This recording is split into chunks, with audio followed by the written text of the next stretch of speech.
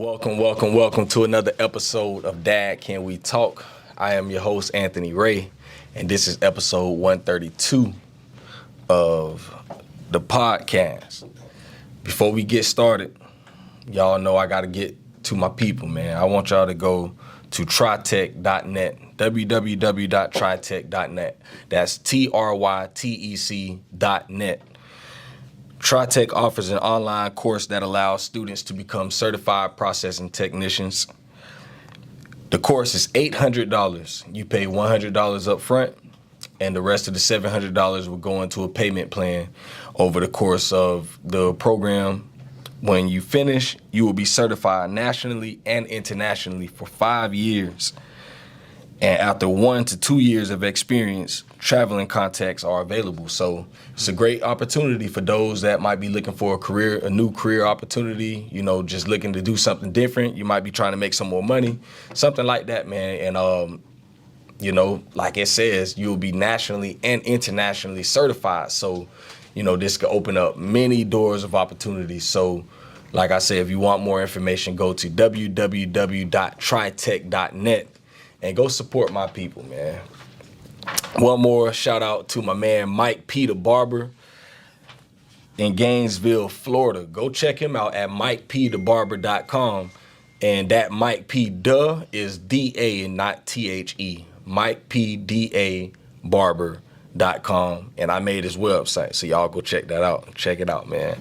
But right now I'm looking a little rough, man. I could use Mike P, to put these clippers on and make this bald head look the way it's supposed to look right now. And then he also has hair oil, beard oil. So y'all check my man out. He definitely is. If I had to say, if I was a person that was getting haircuts on the regular, y'all know me. I put that razor to my own head at the house, but if I had to go somewhere, I'm going to Mike P at Winter Circle Cuts, because he going to get you right every time. And, going to the shop, it's going to always be great vibes, good fellowship, great guy, man. So y'all go support my man Mike P the Barber at Winter Circle Cuts. One more thing, go to YouTube and subscribe to Dad Can We Talk. That's all you can do. If you want to help me in any way, go subscribe to that channel, Dad Can We Talk. You can also follow us on IG at Dad Can We Talk and at Facebook, Dad Can We Talk. And you can find all the other episodes streaming on Spotify and Apple Podcasts. So y'all go check it out, or just go to the website, dadcanwetalk.com. So those are all the ways you can find the podcast. You can listen in all those types of ways. You can find the audio versions. If you like me, I just like listening to audio. I don't too much watch videos, but you can also find the video versions of every podcast. Well, most of the podcasts. In the beginning stages, I wasn't doing video so much. So, y'all go check it out, man. Y'all go and support these dads that are telling great stories. Y'all know what we stand for. Dad Can We Talk is changing the narrative of fatherhood one story at a time. So that's what we're doing. And we're going to continue to do that today. So without further ado, man, y'all, I'm sitting here with a guy. Shout out to Big Ump the QB.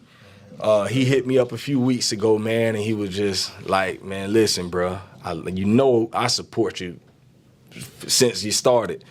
And Big Ump is the voice of Dad Can We Talk. So when y'all hear that song at the beginning of the podcast, that's him.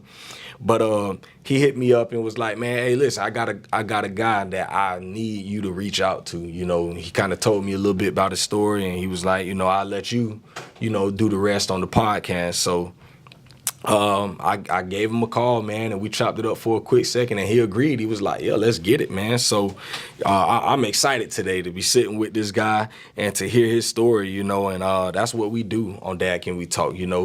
I like to tell the story of fatherhood from our opportunity. So I just had somebody hit me up just now about an interview. But yeah, man, we finna get to it, man. So y'all welcome to the Dad Can We Talk community. My man, Bryan Stringer. What's happening? What's happening, homie? Oh, ready to get to bless, it, man. Bless. Already, man. Man, I always start the podcast off the same way with the first question. So we're gonna do the same thing here. So my first question for you today is, what was your relationship like with your dad? So early on, my dad and I were inseparable. Circumstances, circumstances led to my dad having to go away for a little while. Yeah. And when my dad did go away, men being men, he found him some other love interests, and when he did return, he didn't return to our home, right? So he returned to another home, and kind of relationship was estranged for a minute.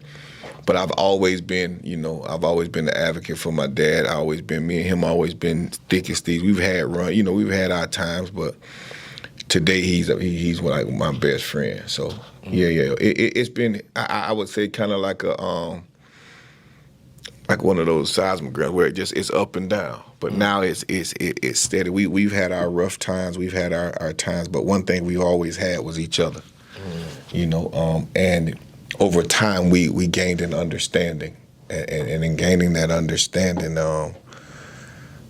we locked in. You know what I mean? Yeah. But one thing I have to say, he's always been a provider. He's always been a father. I didn't always agree with some of his decisions. He ain't gonna always agree with some of mine. But we're men. But and I respect him. I love him. He's one of my biggest heroes. I say that. That's real. Yeah. I love that. Yeah. Man, what would you say are some of the things that you? I had a conversation with one of my close brothers last night, man, and we got on the topic of fatherhood. I was like, "Boy, I wish I was recording this," but we got into some stuff last night, and we were talking about like how we have generational traumas and curses and things that attach ourselves to us, the things that attach to us from our parents. And I was just talking about how there's a lot of things that now that I'm older now, I see like, dang, I'm 35 now. And I can look back now and see where some of these generational things were pursuing me. And at times, there were certain things that I did do just like my dad, and now there's certain things as I'm getting older, I can kind of pinpoint and see like, I see there's something trying to attach itself to me. And this really ain't me, but it's something I feel like it's in me, but I have to fight. I have to be able to fight these things off. So what are some things that have you ever like noticed any things, it could be good or bad, things that you got from your pops?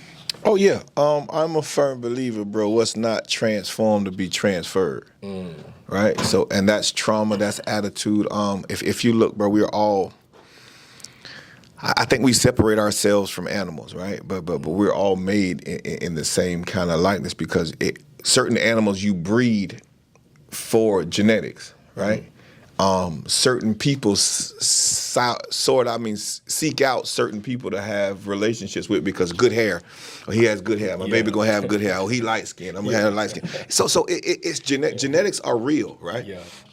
In every species, things are passed down. So that's not mythical. That's not something that's a myth. That's not something that's a fantasy or a fallacy. It's true. I would say my dad has always been a provider. My dad has always been a hustler. Yeah. My daddy, one way or the other, he gonna get it. You know what I mean? And he's gonna provide for his family. Now, my dad also. See, my dad was never addicted to drugs or anything. Yeah. My dad was addicted to women. You see what I'm saying? Yeah. And so what by being a son of his and being able to visualize that, I vowed in myself to not do that. So instead of gaining that attribute, I gained the opposite of that spectrum. I don't do that because I realize the effect that it had on my family. So I'm not just one of them people that just, jump around. Now, I've had my times. Don't get me wrong. I haven't always been perfect, but, I make it my business to not, indulge in that way. Now, one thing that I have that probably not the best thing that my attitude. Yeah, we'll go from 0 to 100 real quick. We'll test some stuff down. So I was able to visit my dad in a prison that I ended up going to. So the same prison I watched my dad went to the prison to visit him, I ended up being in. So, I would say sometimes impulse decision making. I got that from him. Anger. No nonsense attitude. I got that from you. Breed dogs for that. You got Kobe, you got Jeep pit bulls that breed. People breed these, and not me. I'm saying people, not me. They breed them for game purposes because of the game bloodline in the individual dog. Horses are bred steeplechase. All those horses from Ocala. They're bred because of their genetics. So genetics is a real thing. So I think I accumulated good and bad from my pop. The organization skills, the determination, the way to orate myself, to be a great orator, to be able to say what it was on my mind. My pop always told me, man, never be afraid to say how you feel, and feel what you say. So I've always been like that. So I've always been able to talk my way into a room and talk my way out of one. Yeah. Man, boy, you said something at the beginning of all that. Yeah. I got to revisit it. Whatever isn't transformed will be transferred. Yeah. Boy, I hope y'all ain't missed that. Yeah. I had to make sure that's highlighted because, man, bro, like that right there, just hearing you say that, I'm like, boy, that one, they're going to stick. Yeah, that's one of the ones. We got to do the work. So where you're sitting right now, this is my office, right? So that's what I do. I run a business called Let's Talk Consulting and Training. I'm a partner in it with my partner, Dr. Marcelo Torres, and we believe if we can just have a conversation, I could get your metaphorical address, and I can come get you. So the reason why people aren't transformed is because I'm lying about where I am. So life and help is like a metaphorical Uber. Uber asks you to do one thing. It asks you for your current location. A lot of times people don't want to give their current location because their current location exposes their insecurities. It exposes their lack. It exposes their poverty. It exposes their closet. It exposes things that I don't want you to see. But in effort for the metaphorical ambulances to come get you, they need a correct address. So you keep telling me you're in Happy Land, but really you're in Depressville. You keep telling me you're in Delivered Lane, but really you're over here on Bound Court. Well, when I dispatch the metaphorical ambulances to come get you, they never find you, right? And you keep telling me I'm okay, but you're really not. So you hang out during the daytime in Happyville, but you live in Depressed Land at night. Right? And until we're able to identify that, someone needs to be able to say, hey, you know what, bro? I've been there before. It's okay. And I'll spend the night with you in Depressville so in the morning we can walk to Happy Land for real and we can find you a residence here. You don't have to visit this part-time. You don't have to pretend that life becomes a masquerade party where we don a permanent mask, right? Because society doesn't accept a man that doesn't have his stuff together, right? So what I mean by transformed, we have to visit that. Like I need to be able to come get you, take you get to the proper help because what's not transformed, I have to pass it down because it's infectious. With cancer, when they find cancer, they try to eliminate it. That's why they say early detection is the best.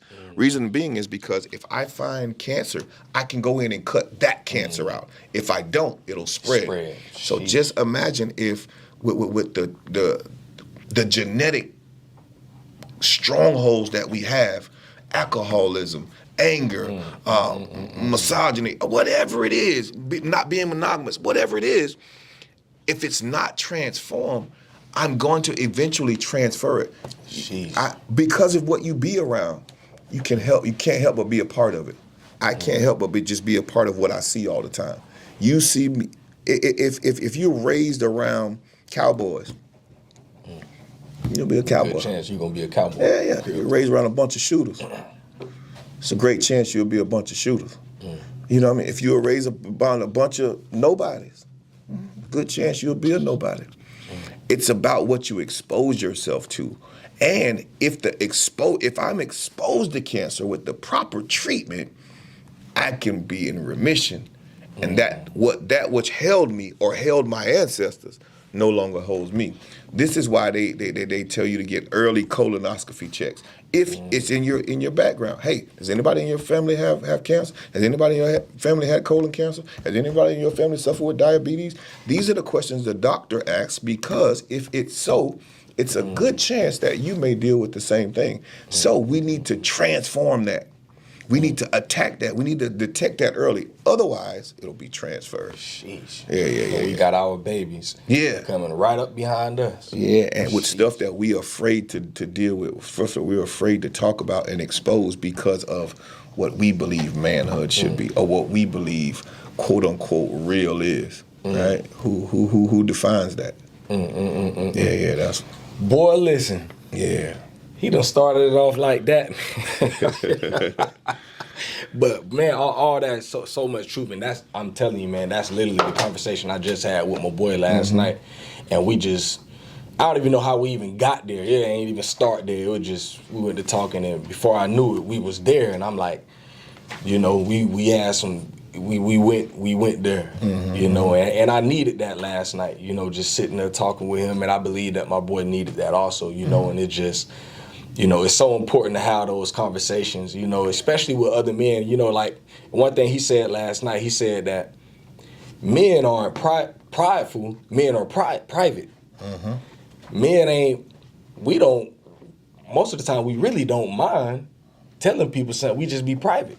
And we don't know who we can talk to get these things off our chest, because we're trying to protect, you know, what we have in us, and it's like we don't want to just spill things out to the wrong person. So, you know, and then he was just telling me, we went to talking about the podcast and all this stuff, and I'm like, bro, that's why I do what I do, because I know, you know, even for myself, you know, being a young father, being a young husband at the time when I first got married, I'm like, I need an outlet, you know, and sometimes, like, yeah, I can talk to my wife about plenty of things, but certain things she'll never be able to understand. I need one of my brothers, somebody that I can really, really, really talk to, and you gonna feel me, you know, and I know my brother need that also. He needs that ear where he can release these things and know that he good, like knowing that, bro, what you done told me, that's good with me, bro. Exactly. See, that's the. Well, you brought out a point. You said men aren't prideful; they're private. And in essence, it's saying that, bro, I want to talk to you, not to them. All right, real talk. So if talking to you comprises of me talking to them, then me and you can no longer talk. Because if I can't talk to you and it stay between me and you, and I don't have to hear it again tomorrow, then there's no need. But there's been so many episodes like that to where as a trauma response, I just don't talk at all. I isolate myself. If you can go back to the biblical days, when situations got tough, people isolated themselves. What the devil always does is the biggest thing the devil did, first thing, separate communication. If I could stop the communication between man and God, I can kill it forever. Because of the sins of Adam, man was no longer to directly talk to God. But because of Jesus and what he did, we were able to Jesus was the mediator, and he broke the veil by him dying on the cross. Now I can talk directly to God. But to break communication is detrimental for anything, right? If you're in the war, if you're in the army, if you're in the service, their main component is communication. If they lose communication, if I can't communicate with those soldiers on the field, all hell breaks loose. You play football, if the coach can't communicate with the quarterback, if the quarterback can't communicate with the line, if the line can't communicate with each other, if the communication is broken, chaos happens. It's chaos, bro. So chaos. If the problem is, man, we've been fooled to believe that we shouldn't talk. That's why you said, Dad, can we talk? When you told me that, I literally, I told you. It's funny when I saw the thing now. I Yeah. say the voice. I say okay. Yeah. That's what's So up. I literally that's the name. So I know it's divine. I look at things as divine, right? This Yeah. conversation is a divine conversation. You knowing Amp, me meaning I've known Amp for years. Amp knows another side of me.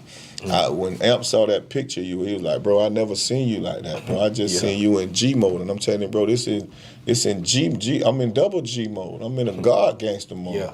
You feel me? Because I had the wrong interpretation of what gangster was. Gangster was interpreted through the eyes of, you got to think, Italians and mafia movies taught us what gangster was. Mm-hmm. So I would adopt an ideology of someone that I don't know and portray that and live that, and I'll die for it.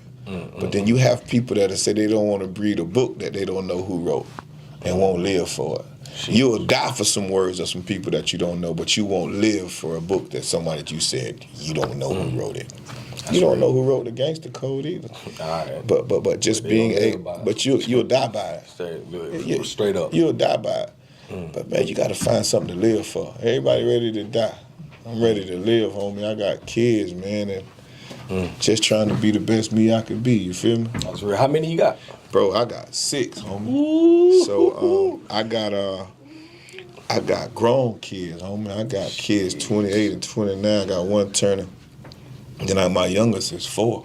Yeah, so I started you over. Got the real. Yeah, bro. I got a smorgasbord. So I've experienced a lot. Like I got grown kids that we sit down and have grown conversations. Like me and my sons will sit right in here and chop it up. You know what I mean? We might, whatever they choose, how they choose, because I don't shun my kids, right? I want them to be able to bring everything to the table. I need them to understand that daddy understands everything, right? I don't condone everything, but I don't condemn anything, right? Because I'm no better than you.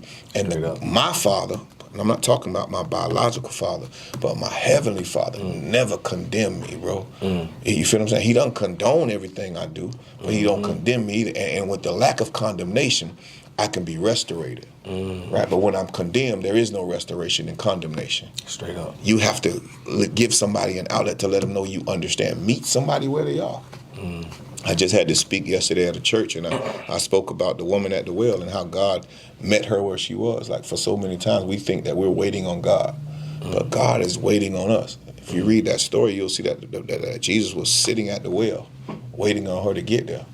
And our ideology would, I would if I could, but Jesus is saying you could if you just would. You got to go get it. Man, listen, bro. Everybody's waiting for God to do something for them, man. God's waiting for you to do something. He's already put it in place. Feet to pavement. Man, you just got to get out here and get it, man. And I'm not saying that you got to overly grind. You just got to stay in motion.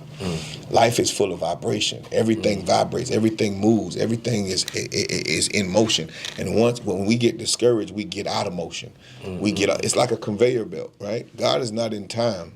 He's outside of time. So God has placed something here for you. But through the frustrations of life, you get off of this belt and start back over here. And then you blame God because you never got here. And you said he doesn't answer your prayer. Well, I've already answered your prayer. I just said it right here. You just got to get to it. But life and frustration sometimes just throws us off. So, man, I'm an avid. My sons call me on the regular. We chop it up, man. We used to, every Friday night, we used to sit in the garage, man, and we talk about life. My son's friends just love to come around and just hear me talk. Yeah. Because I'm gonna give it to them real. That's because awesome. I've been out here, bro. I'm a more over-convicted felon than I would like to admit. You feel me? But I am so smart, bro. If you look on that wall behind you, bro, I got a degree from Florida State after college. After prison. I'm gonna have to get this on camera.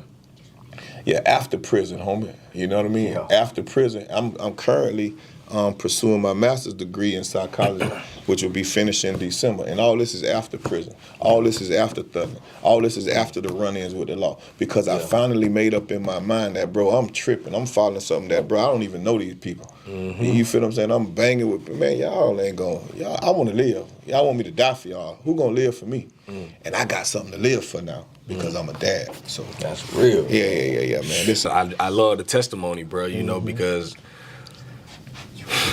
I think a lot of these young boys need to hear stuff like that and see people like you and know people like you because, man, just in Gainesville, you know, where I'm from and where I live, man, the young boys out there, these cats is different nowadays. And it's like, bro, you don't think you can go to prison, bro? You don't, like, it don't enter into your mind that they're doing things nowadays that when I was coming up, we wasn't doing all this stuff. And it's like, I got homeboys right now, you know, my dog finna get out next year after he done been gone since 2011. You know, he done did this 15 years. So it's like, I'm letting guys know, like, bro, you don't have to be like this, bro. You know, you don't have to be, you know, like my friend Matt, who got killed in the midst of all that type of stuff, you know, and it was like, you know, that's when I changed my life, 2011. I'm like, I'm good. Boy, like you say, I found something to live for. And I'm like, I don't want to live in fear and watching over my shoulder. That ain't no way to live, man. And when I had children, it just made it even more. I'm like, oh, this what it is? I got this thing that I can look at, you know, that looks like me. You know, just it's every bit of me. I'm like, oh, this is everything. Once you see that baby, I don't know, the first time I held that baby, I'm like, bro, this is it. Like, ain't nothing else like this right here. Talk about that feeling, you know, that you had, or, you know, when you first had when you first heard the words, you know, like you're about to be a dad. Like, how did that transform you, or did it at the time? Like, what was like, what are the things that went through your mind? Like, how did that affect you? Unfortunately, when I found out I was incarcerated, and I was headed to prison. Jeez. So I couldn't don the emotions that I normally would have because of where I was. Yeah. You know what I mean? I'm not a big guy in stature. Yeah. Big guy at heart, right? And I refuse to be treated any other way. You know what I mean? So when going into those rooms, you have to don a personality or don a persona. Not so much a persona, but just a mentality that I can't let too much be shown. You know what I mean? So nights in the room, you know, I would feel a certain type of way. You know what I mean? But that was the transition. That's when I realized, bro, I got something to live for. Jeez. I've always been, bro. And this is no flex, and this is nothing anybody in my city, the police will tell you. Bro, I've been blessed, but I've always been dangerous. You know what I mean? I've always been able to, I've had situations where people have been approached by the police by hanging with me. Just, do you know who that is? Like, we can't put our hands on them. We don't know. You know what I mean? And that's not bragging or boasting, bro. I'm just telling you how far God brought me from. You know what I mean? Amputee, when he first met me, man, I was probably running with one of the most dangerous crews in the city. And we were rapping. A lot of times, I believe we didn't get a deal just because of how treacherous we were. You know, just the ideology that came with our name.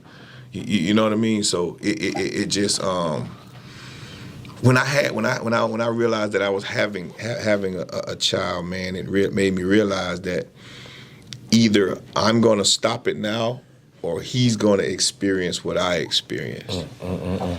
You know what I mean? Because gotta think, I just told you I went to the same prison my dad was in.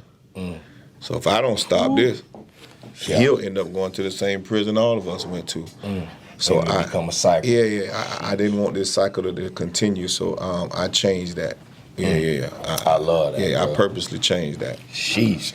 Man, any men out there listening, man, if you got nephews, sons, you know, just know young guys in the community, man, make sure y'all letting them hear this stuff, man, you know, because hearing a testimony from a guy like this, man, this is everything, you know, because he's been there and he's telling you where, like, I done this, been there, and none of it was worth it in the end. No. And to be honest with you, bro, I don't want to make like I don't get it. Yeah. Right. We as men have this desire, this innate desire to be someone, and it's either I'm gonna be great, or I'm gonna be popular. Right. So the easy thing to do for these young men is, see, it's hard to be a hustler, right? Because you got to be able to put it up, stack it up, know how to double it. You got to know a lot of stuff, right? And you got to have some discipline. It takes no discipline to shoot a gun, right? But I blame it on our culture, right? We idolize the shooter, right? Rap culture. I used to be a rapper, so I get it, right? I get it. You know, you just popping your stuff, but if popping my stuff makes this young person lose his life, I can't pop it no more, because I'm responsible for that now. I'm responsible for what they do or what happens to them. So I can't, in good faith, continue to pop it like that. That's why I don't glorify. I wrote a book. I got a book, man. If you could check it out on Amazon, Bryan Stringer, it's called Shame on Me. I wrote a whole book about how shame causes us to adopt a persona that's not us. And because that is, bro, it gets bad, it gets hard to try to bounce between those two characters, right? And trying to be two different people, it becomes hard. But you'll acquiesce to the one that gets the most attention, especially for young men who don't have a father, who don't have any outlet, who don't have any money. They're looking for acceptance. Church don't accept me because I don't line up. I done been in trouble a couple times. Yep. Mama don't want to listen at me because she don't understand me. Mama's got a friend guy that's from the church that's trying to understand me, but me and him don't relate because he's never walked in my shoes. So I don't relate to you. I can't go through what you went through. You feel what I'm saying? So I get it. Hey, man, there's so much stuff going on in the city right now, man. And sometimes, you know, people come to me and they ask these questions like, what can we do? And sometimes I'm like, I mean, all we can really do is, when the opportunity arises, you have these conversations with these guys. And that's all really you could do. They either gonna choose to listen or they don't. And, you know, so, and I will say, I think having those one-on-one things, you know, because people, you know, even churches and stuff, they want to just go walk up. And I'm like, that ain't gonna really work. I mean, when I really think about it, even when I was out there doing what I was doing, it never was when someone approached me and I was with my boys. You know, when you got that guard up when you with your boys, you want to be tough and hard, you know, but you catch these jokers when they by themselves and you really have those conversations. And I think that's why fatherhood is so important, or having father figures and role models that you can look up to that have access to you like that. So these young guys, I think they need more positive male role models, like you say, that understand.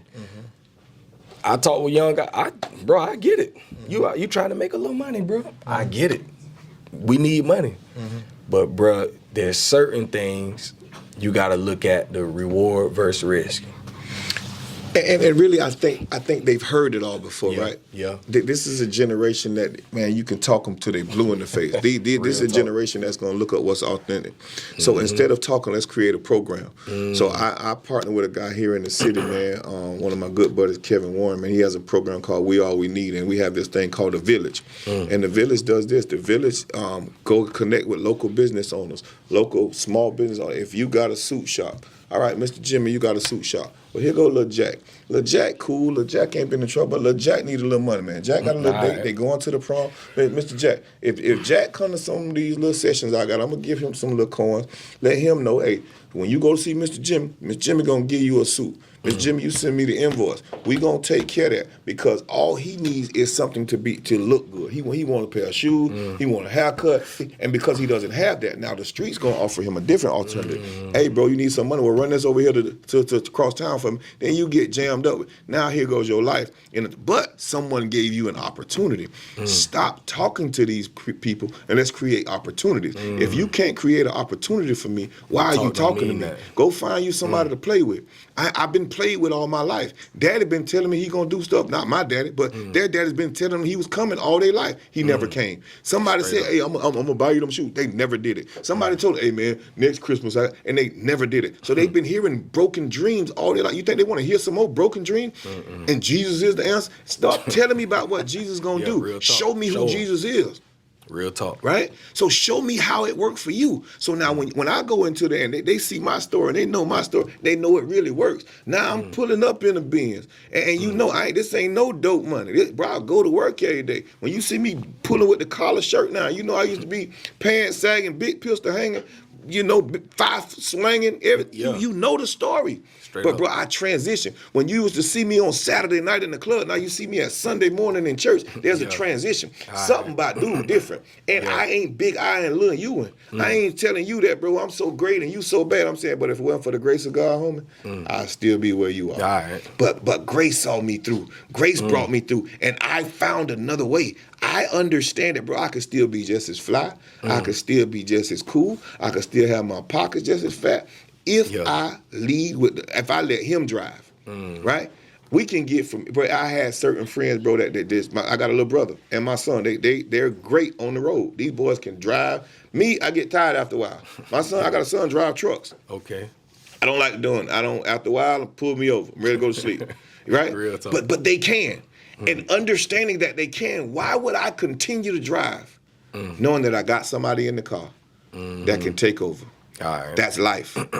God is in the car, waiting to drive, and we continue to try to drive a car that we're too dehydrated from. We're too tired to drive. We're too expired to drive. We were worn out. We were at our wits' end, and we're steady trying to push it. And what happens when you're tired driving? Accidents happen. So now I end up incarcerated. Now I end up with bad decisions that I have to live with for the rest of my life because I wasn't able to turn it over. So not to get too far off topic, I believe that these guys, we're not speaking the same language. So when I come and if I start talking Spanish, I can be saying all the right things. They're just not understanding me. And they're saying all what they need, but you don't hear it. Because you're not speaking their language. Your language is predicated on your past. If you have never been in their shoes, you won't understand what their language is. You won't understand what they're going through as a people, as a person, as a man, as a young man, trying to fend for himself in this world where the shooter is idolized, right?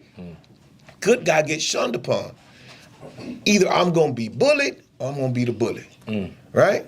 But somebody has to be smart enough to say, hey, man, there's a way around that. Stand up for yourself. Don't take no fool. I tell everybody, I learned this from an old cowboy movie. 3 things that I won't be. I won't be wronged, I won't be disrespected, and I won't be laid a hand on. Those 3 things I don't do to other people and they won't be done to me. John Wayne had that in a movie called The Shooters. No, my daddy watched Cowboys all my life, so I could take. Like my granddad. Yeah, I could take. My daddy still watched Cowboys, and I learned a lot from cowboy movies because they live by principles. They live by standards. What we're doing now, we're being driven by any doctrine that's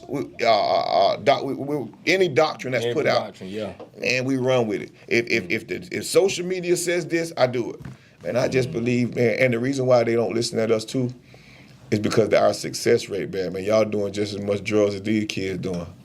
You hanging out at the club, you 50 and you still at the club with this young man. Y'all talking to the same girls. You feel what I'm saying? You telling me to go to church, but you at the club with me. Why am I gonna listen at you? You telling me that God working, he ain't working for you. Why do I want to listen at that?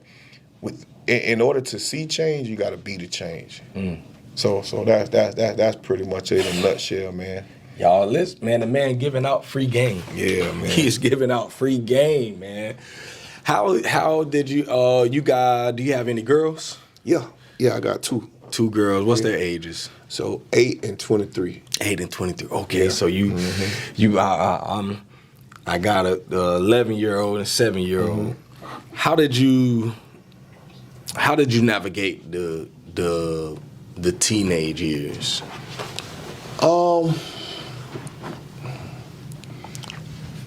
I wouldn't say navigate. I would say navigating, right? Because I'm still trained.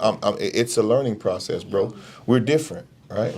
Men and women are different, and once we understand that, we'll understand each other. I think the problem we have is I'm trying to make you be me, right? I'm expecting you from me. I mean, I'm expecting me from you, and it's impossible. I'm expecting you to rationalize situations like I would rationalize situations. I'm expecting you to handle situations like I handle situations, but you can't because you're not me. And I'm frustrated with you because you're not me. But really, I should be frustrated myself for expecting me from you. So how would I answer that? I have to hear them, right? I have to hear my daughters. I have to, and bro, I don't get this right? My wife had to get with me, man, with my youngest daughter, because I was raised, right? It was just an incident yesterday. We were out to eat, and it reminded me, my daughter was eating, fix a plate, and she didn't want to finish her food. Well, while I was raised, you sit there till you finish it. And you gonna finish that food? She said, I don't want it. You gonna finish that food. You gonna finish that food. And then my wife comes out the room like, hey, don't say nothing to me in front of them because I don't want to cause no dissension. But my wife was being honest. She was like, why? So then I had to go in the room with her, and I had to talk. She said, baby, why are you trying to, if she don't want to eat, don't let her eat. Don't worry about it, she won't get nothing else. That's her. She'll be all right. But I had to realize that was something that was transferred, right? That was because that's what my dad did, and that's what his dad did, and that's what, and then my dad, not to jump subjects, but finding out with my dad, I had to ask my dad one day, Dad, how was granddad? And he told me, I don't know, I never met him. So because you never met him, you never knew how to be a dad. This is why, and I'm attributing all this bad stuff to you when you didn't have a hand to deal with yourself. So with dealing with girls, I've had all sisters, right? I'm my mom's only son, so I've been navigating with young ladies all my life. My heart goes to I become a protector, and maybe overly sometimes. I would say I probably spoil my oldest girl. You know what I mean? I'm probably the reason why she is how she is. You know what I mean? And why she believes that bro, I'm gonna come save the day some way. I'm gonna make it happen some kind of way. And in an essence, I want her to have that ideology about her father, just not this one, about that one. Right? So I would show him what a man is. I would show him what to expect in a man, but then I would also show him what a man isn't. Because baby, I'm not here to take care of you totally, right? There's some things that you're obligated to do too. I'm not here I'm here to catch you, but you need to stop falling too, right? I'm here, if you trip and fall, I'm here to catch you, but quit tripping. I'm here to show you that, listen, I'll walk with you, and all men aren't bad. All men don't walk away. I'll be here for your mama. When you old and gray, when you have children, they can come home and I'll be here. I don't have a woman across town. You feel what I'm saying? Your mama ain't never got to worry about me having a baby from another girl because I don't play them kind of games. So I'm going to show you that true men do exist, because what they do is they end up losing hope in men in general because of what they see. They don't think that we exist. They don't think that it's possible. So, you know. No, that's real right there. Yeah. And you had adult sons.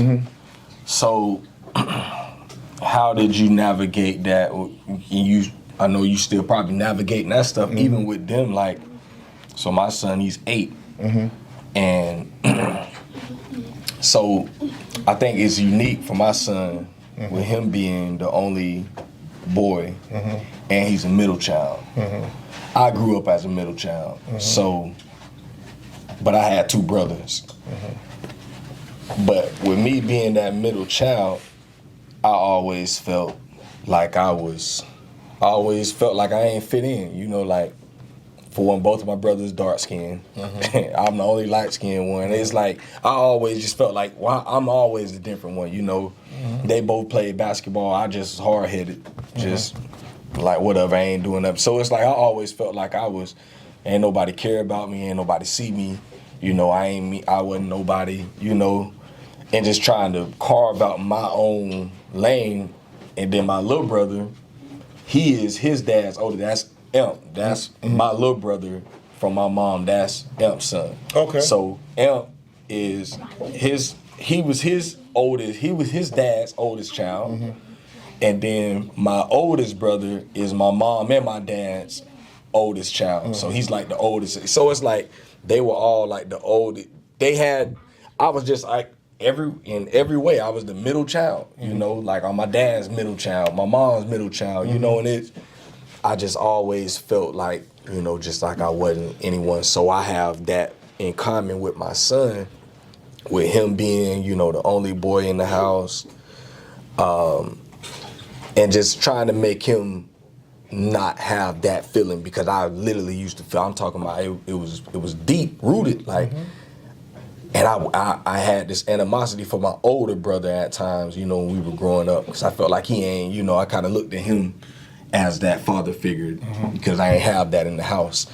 But so I'm always real cautious with him, you know, like I'm stern with him and I'm tough with him, but I also let him know, like, because, you know, I'm going to get a love to them. You know, them girls, that's just, but I make sure I let him know, like, I love you, boy. Like, you him for me. Like, that's my dog right there, you know, and just letting them, like, giving them that comfort and letting him know, like, I love you just as much as I love your sisters, and always letting him know that, because I don't want him to grow up with that feeling. So, like, how did you raise your sons, and what were some of the challenges that you had with them as they grew into young men? So it's funny you say that, right? I had to recognize that feeling, right? The need to be heard, the need to be seen, the need to be recognized caused me to go to prison. Sheesh. Because if you don't recognize me, somebody will. So I'll go and make you know I'm here, right? So that has to be addressed. Because if you don't address that, that'll be transferred, and that could there's positive and negative spectrums to that, right? So I with my sons, all of them ain't turned out good. I got an 18 or 19-year-old, he about to be 20 now, that's got 18 years. Sheesh. You feel what I'm saying? And he still don't see his wrong. He still feel like he that dude. And you know, I could have probably played a part in that, because around that age, I felt like that. You feel what I'm saying? So with those, I realized what fight is mine and what's not, right? Even though that's my son, he was God's before he was mine. So some things I turn over to somebody bigger than me, bro. If your car, the battery died, I could change the battery. If the tire's flat, I could change the tire. But if there's some deep mechanical issues, I have to take my car to the shop. If there's some deep-rooted issues, I need to take my son somewhere that he can get some help. Because inevitably, I really have some deep-rooted issues that I need to deal with. Bro, just listening at you, I'd encourage you to get you somebody. Bro, that's what I do. If it has to be a phone call, bro, that need to come out. Because if it don't come out, it's going to be suppressed, and then it's going to spread. It's going to be like that cancer that you never cut out. When you recognize cancer, cut it out immediately. If I recognize that there's an issue, I'm going to cut it out immediately, homie. Because I'm not going to allow myself to walk around with baggage that don't belong to me. Bro, if I put all these chairs on your back, you will not be able to walk out that door, because you're carrying stuff that you shouldn't. These chairs belong on the floor, not on your back. That's real. Bro, your past belongs on your back, not in your front, homie. What you dealt with as a child, deal with it. Let's address it. And we got to ask ourselves, have I ever really even dealt? See, there's a child in me that recognizes the child in you that'll let you get away with something because I'm overcompensating for my child, right? I won't step down on you because I remember when they stepped down on me and how that made me feel. Well, I had my feelings out of context, and they wasn't coming from a good place. I'm coming from a good place, homie. I know where you finna head at. Come and let me show you something. Come and let me show you why I'm so rough. Come and let me show you why I want you to be so, but I'm not gonna tolerate no BS, but we're gonna keep it 100. Yeah. You're going to always be able to tell me something. I'm going to give it to you real. I'm telling you, bro, my sons don't know, you can't tell them nothing new about me. Outside of, you know, some deep street stuff that ain't had nothing to do with you. You know what I mean? But they'll tell you, Daddy came home every day. I may have seen that monkey suit move. You know what I mean? I know he done something. I don't know what he did, but he come here and cook breakfast for us loud, and we going to church. Yeah. You feel what I'm saying? So how... You gotta find a way. The way I deal with them young fellas is, man, I just keep it 100. I'm talking about my good and my bad.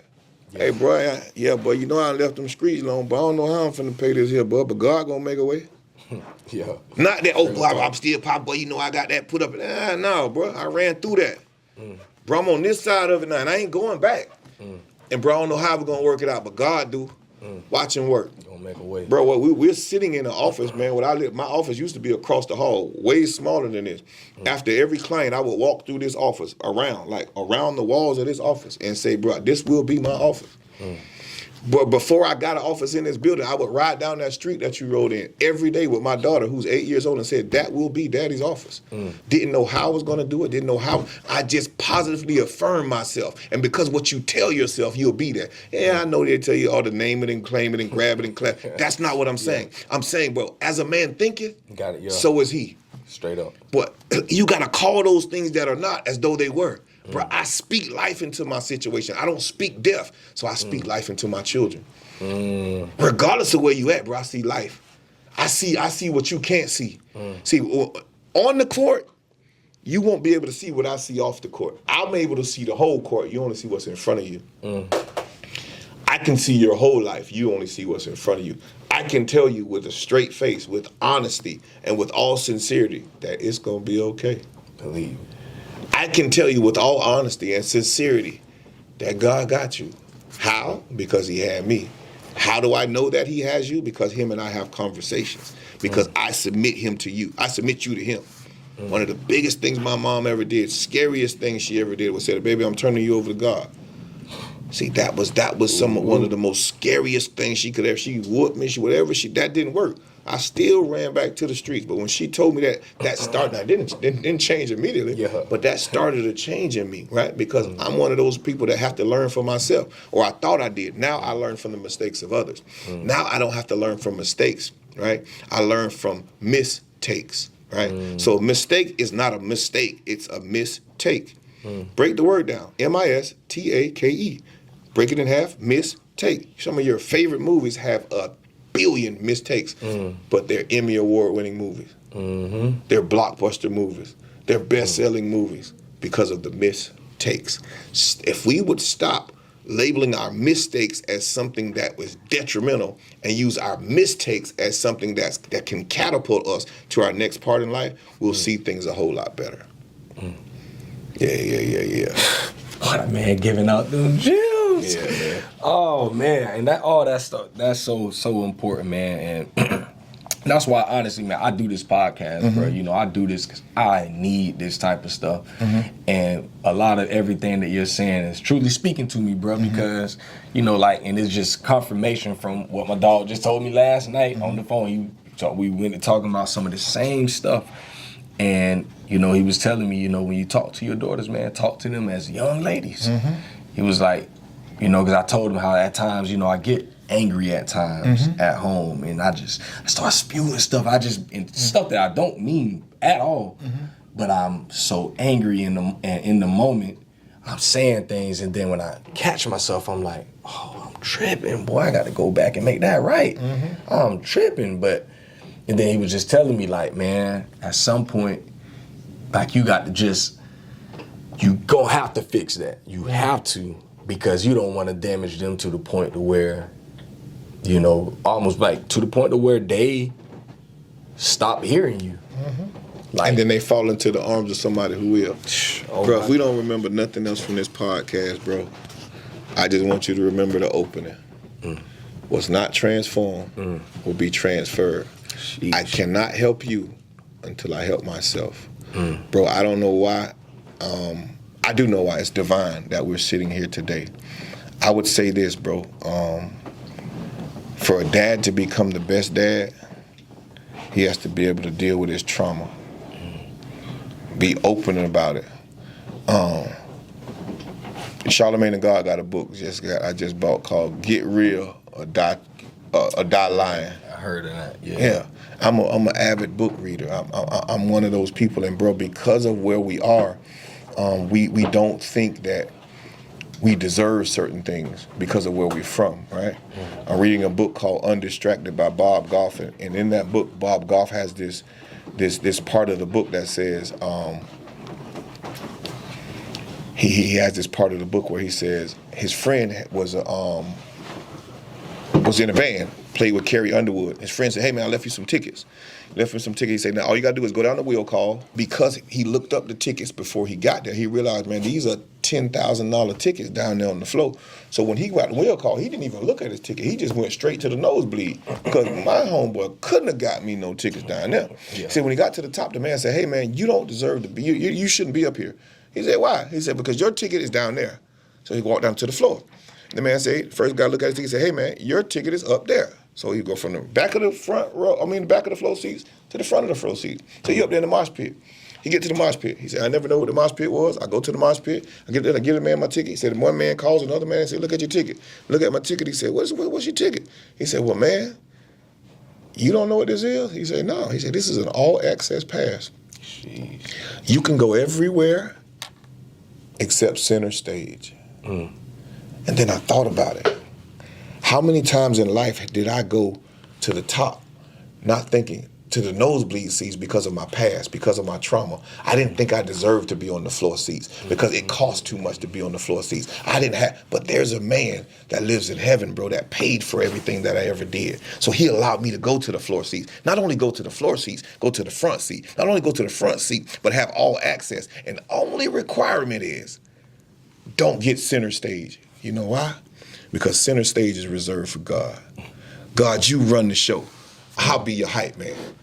I can go anywhere. I have access. So don't be bound by your ideologies of your past or your hurt or your confusion or what you've been dealing with. Because if you do, you won't receive the access that. Now, if this man could have sat in the nosebleed and missed the experience of a lifetime.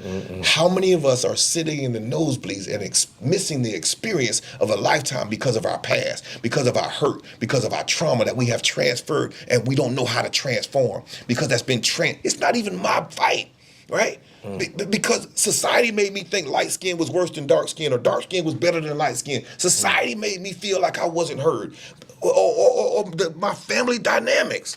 Made me feel, now I'm walking around with all this hurt. Now I'm walking around with all this destruction. When will I be able to let it go? When it is okay for a man to say, hey man, I ain't okay. Here's today. It's okay not to be okay. It's okay to cry. It's okay not to understand. You know what I mean? Bro, sometimes God gotta say, hey man, sit down. You feel me? I don't hate you. Bro, I got bigger plans for you. But if you can't get the simple discipline, bro, you can never get this all-access pass. If you can't follow the simple instructions, bro, you'll never get to that, right? Bro, the reason why I'm chastising you, the Bible says this, he who the Lord loveth, he chastises. Believe it. He who he doesn't is like a bastard child. I wondered why I couldn't get away with all the things that my counterparts were. It's because I had someone praying for me. God had covering over me. God has covering over you, right? And there's some internal trauma that you're gonna have to let go before you can really let loose with them children. And I don't know why. I do know why. It's divine. I have to stop acting like I don't know why I say what I say. God is sure. God, he's in the room now, right? And he wants you to know this was less about the podcast and more about this conversation. This conversation is to free you from the bounds that you've been bound to for life, to free you from those things that the woman at the well, the Bible says, you have had 5 husbands and the one that you're with is not your husband. What he was trying to tell her to, what you're holding on to is not what you're bound to. You're not bound to that. That your past is just your past. Let your past pass. Your past is in the past. Let it pass, right? Let it die, right? I experienced that, right? That happened to me, so this could happen through me, right? I wouldn't make it no other way. But you're not waiting on God for your breakthrough, homie. God is waiting on you. Waiting on me. That's all I have, bro. I ain't really got no more, man. Yeah. Bryan, if you could sit down with the 18-year-old version of yourself and look him in his face and talk how we talking right now, and you had to get at knowing everything you know right now, and you can tell that young man, give him one piece of advice, what would you say to him? You ain't got to impress nobody. You him already. I would ask him, do you know who you are? Right? Bronny James, right? Yeah. Just imagine if Bronny James was just out here wilding, running through stores, shooting. And, bro, do you know who your dad is? Yeah. Right? I would tell that 18-year-old, boy, do you know who your daddy is? Mm. And I ain't talking about my physical daddy, right? It's funny you say team dad and dads, can we talk? That's all God wants, right? Can we talk? I talked to this dad before I talked to this dad. And now the conversation between this dad made the conversation between this dad so much more impactful because now we understand each other with his eyes. So I would tell that 18-year-old, bro, you way more, you way better than you portraying. Why you settling? Nigga, you him. You need to know that. Younger need to know, boy, you him. You need to know, boy, you him early. Bronny knew he was him early, bro. Right? There was certain stuff Bronny ain't gonna even put himself in because I know what I represent. I know my bloodline. I know what's in me, homie. Bro, I'm royalty. Bro, I'm a king's son. Literally. Bro, I am a young king. That's what I would tell that 18-year-old. Yeah. Sheesh. Yeah. Man, listen. This here was everything I needed. Like you say, I truly believe, like, and I ain't gonna say like how you say, I don't know what made me say I'm gonna drive to Tallahassee. Because a lot of times when I interview people out of town, I just do it on Zoom. But I don't know, with you, I'm like, no, I'm gonna pull up on bro. Like, I'm gonna pull up on bro. Yeah, I need that energy. And just, man, listen. For the Most High know what he be doing, bro. Yeah. He know what he doing, because it's just, any other time, I'm like, yeah, bro, like, I set up a Zoom interview, I send you the link, and we gonna chop it up. But I'm like, I'm pulling up for this one. I got to pull up, and I needed this, bro. Like, I truly needed this. People be like, he always say the same thing, but I'm gonna say it again. Dad, Can We Talk is for every other dad out there. I put it out for the world to hear it, but Dad, Can We Talk is for me. Like, I need this type of stuff, and people see all the great stuff I do as a dad and all this stuff. And I'm like, man, listen, y'all can be fooled by the awards and all that stuff. I done got awards and all this stuff. I'm like, that stuff don't be, it's cool. Yeah. It's something to add to the resume, but I don't never walk around like, oh yeah, boy, I'm the best dad in the world. No, man, I'm out here learning just like everybody else. Exactly. I'm taking it day by day. Exactly. Just trying to learn, and I never feel like, oh, I know it all. Like, no, I'm gonna sit with this dad and I'm gonna get some wisdom. I'm gonna learn from other people, man, because I know that, it's people that's been in this thing way longer than I have. I'm 11 years in. So and I know I got plenty of learning to do. So having experiences like this, sitting down with someone, man, like this is everything, bro. So all I can do is say, boy, I appreciate you. For real. I appreciate you for coming, man. I appreciate you for time. I appreciate you for sharing your platform, man. If y'all don't know, man, y'all tap into to my dog podcast, man. You going places, homie. Sure. I'm honored to be a part of it. You know what I mean? I'm graced and honored to be able to be seen worthy to be on a podcast, because it's bigger than what it looked like, bro. You're gonna make a big impact in the world, and I'm honored to be a part of it. Appreciate you, man. Before we get up out of it, man, tell the people where they can find you, all your businesses. Yeah, man. So you can email me at Let's Talk Bryan Stringer. That's for my company. I'm not a social media person. I told you I've been a street person all my life, so I stayed away from social media. So but yeah, man, I'm just email me. You know what I mean? I don't have any social media. I still ain't got into that.